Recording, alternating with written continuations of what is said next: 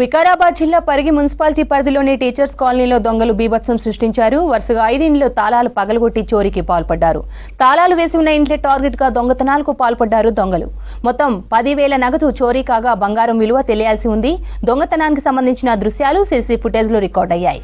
సమాచారం అందుకున్న పోలీసులు ఘటనా స్థలాన్ని పరిశీలించారు. కేసు నమోదు చేసి దర్యాప్తు చేస్తున్నారు.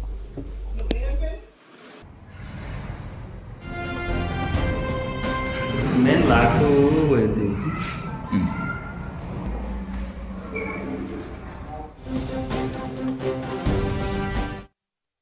దాదాపు రాత్రి 1:30-2 సమయంలో 5 ఇళ్లలో దొంగతనం చేయడం జరిగింది. గతంలో కూడా అనేక సార్లు కూడా ఈ కాలనీలో అక్కడక్కడ దొంగతనాలు చేయడం జరుగుతుంది. రాత్రిపూట ఎక్కడికైనా ఊరికి వెళ్ళాలన్నా కూడా తాళాలు వేసేపోయే పరిస్థితి లేదు. కాబట్టి దీనిపైన గస్తీ ఏర్పాటు చేసి గతంలో కూడా రక్షక బండి ఒక 4-5 సార్లు కూడా తిరగడం జరుగుతుండే. ఈ మధ్యలో మళ్ళీ అది కూడా ఎక్కువ తిరగడం లేదు. కాబట్టి దీనిపైన పోలీసు వాళ్ళు చర్య తీసుకోవాలి. ప్రజలు కూడా ఎక్కడైనా వెళ్ళాలి తాళాలు వేసి అంటే కూడా భయభ్రాంతులకు గురవుతున్నారు. కాబట్టి గతంలో కూడా అక్కడక్కడ సీసీ కెమెరాలు ఏర్పాటు చేయడం జరిగింది. కానీ అవి ఇప్పుడు ప్రస్తుతం పనిచేయడం లేదు.